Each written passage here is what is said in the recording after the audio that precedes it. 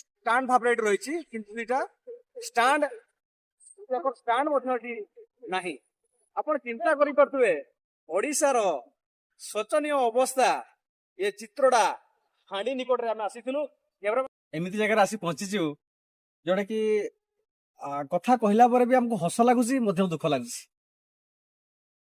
ବିରଳ ଚିତ୍ର, ବିରଳ ଚିତ୍ର ମାନେ କଣ ମଧ୍ୟ ଆପଣଙ୍କୁ ଦେଖେଇବା। ଆମେ ଆସିଥିଲୁ ସେ ଏରିଆରେ ଯୋଉଠି ମୁରୁଡା ଏରିଆ ପାଖରେ ଆମର ଯୋଉ ଚିତ୍ରଟା ଛକରୁ କିଛି ବାଟ ଦୂରରେ ମଧ୍ୟ ଆମର ଗୋଟେ ଫାଣ୍ଡି ଅଛି। ଚିତ୍ରଟା ଫାଣ୍ଡି ଆପଣ ଦେଖିପାରୁଥିବେ। ଆମ ଡାକି ଦେଖେଇବା ମଧ୍ୟ ପ୍ରୟାସ କରିବୁ। ଆପଣ ଆସନ୍ତୁ, ଦେଖନ୍ତୁ। ଇଏ ହେଲା ଆମର ଚିତ୍ରଟା ଫାଣ୍ଡି ନିକଟରେ ଏଠି ବହୁତ ବିରଳ ଗୋଟେ ଚିତ୍ର ଆମେ ଦେଖିଲୁ। ସେଇ ଚିତ୍ରକୁ ଦେଖିବା ମଧ୍ୟ ପ୍ରୟାସ କରୁଛୁ।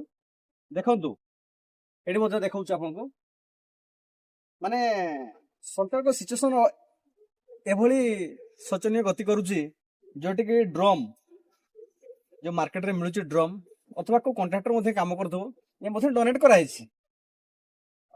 ଖୁସିର କଥା, ଯୋଉଗୁଡା ଲାଗିଥିଲା ସେ ବି ଉଠି ଯାଇଛି।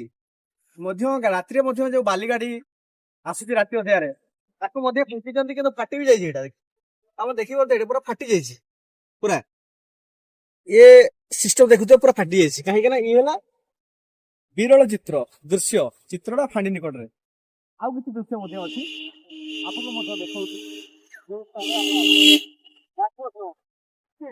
କେତେ ସ୍ପିଡରେ ଗାଡି ମଧ୍ୟ ଯାଉଛି, ଯାତାୟାତ କରୁଛି, ତାକୁ ମଧ୍ୟ ସେ ଚିତ୍ର ମଧ୍ୟ ଦେଖଉଛି ଆପଣଙ୍କୁ। ଆପଣ ମାନେ ଦେଖିପାରୁଥିବେ ହେଲା ସୁନ୍ଦର ପ୍ରୟାସ, ସୁନ୍ଦର ଚିତ୍ର ମଧ୍ୟ ଏଠି ଦେଖିପାରୁଥିବେ। ଆପଣ ମାନେ ସିଧାସଳଖ ଭାବରେ ଯୋଉ ଚିତ୍ର ଦେଖେଇବା ପାଇଁ ଚେଷ୍ଟା କରୁଛୁ। ଦେଖନ୍ତୁ, ଏ ଡ୍ରମ୍ ଟି ମଧ୍ୟ ହେଇଥିଲା ସୁନ୍ଦର ଭାବରେ, କିନ୍ତୁ ୟାକୁ ମଧ୍ୟ ଯେତେବେଳେ ଆକ୍ସିଡେଣ୍ଟ ହେଇଥିଲା ତାକୁ ମଧ୍ୟ ଉଡି ଯାଇଛି। ତାହେଲେ ଏଠି ଆପଣ ଚିନ୍ତା କରିପାରୁଥିବେ, ଯେତେବେଳେ ଯୋଉ ଜାଗାରେ ଗୋଟେ ଫାଣ୍ଡି ଅଛି, ସେ ଫାଣ୍ଡି ନିକଟରେ ସ୍ପିଡ ବ୍ରେକର ରହିବା କଥା, ତା ସହିତ ଯୋଉ ବ୍ରେକେଟ ରହିବା କଥା, ସେ ବ୍ରେକେଟ ମଧ୍ୟ ରହିବା କଥା। ସ୍ପିଡ ବ୍ରେକର ଯୋଉ ବ୍ରେକେଟ ରହିବା କଥା। ବହୁତ ସ୍ପିଡରେ ଗାଡି ଆସୁଛି, ଯାତାୟାତ କରୁଛି, ତାকে ମଧ୍ୟ ଦେଖିପାରୁଥିବେ। ଏ ଡ୍ରମରେ ମଧ୍ୟ ଏ ଗଛ ମଧ୍ୟ ହେଇଯାଇଛି। ଆପଣ ବିଗତ ଦିନରେ ଷ୍ଟାଣ୍ଡ ଭାବରେ ଏଠି ରହିଛି, କିନ୍ତୁ ଏଇଟା ଷ୍ଟାଣ୍ଡ ମଧ୍ୟ ଏଠି ନାହିଁ।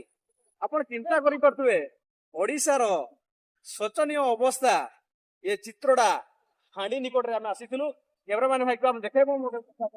ଆପଣ ଦେଖିପାରୁଥିବେ ଚିତ୍ର ଦେଖୁଛି, ଆପଣ ମାନେ ଦେଖନ୍ତୁ ମଧ୍ୟ ଆମର ଚିତ୍ରଟା ଫାଣ୍ଡି। ସେଇ ଚିତ୍ରଟା ଫାଣ୍ଡି ନିକଟରେ ଆମେ ଆସି ପହଞ୍ଚିଥିଲୁ।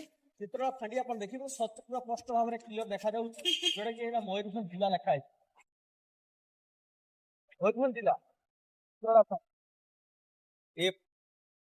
ତାଙ୍କର ସ୍ୱତନ୍ତ୍ର ଯୋଉ ଏଠି ରହିବା କଥା, ସେ ଜିନିଷ କିଛି ନାହିଁ।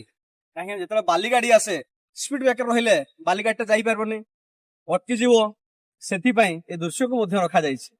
କିନ୍ତୁ ଦେଖିବାକୁ ବର୍ତ୍ତମାନ ବାକି ରହିଛି, କେବେ ସ୍ପିଡ ବ୍ରେକର ଏଠି ରହୁଛି, ତା ସହିତ ବୋର୍ଡ ଯୋଉ ଆମର ବ୍ରେକେଟିଂ ବୋର୍ଡ ଯୋଉ ରହିବା କଥା, ତାକୁ ମଧ୍ୟ କେବେ ଲଗାଉଛନ୍ତି, ଦେଖିବାକୁ ବର୍ତ୍ତମାନ ବାକି ରହିଛି।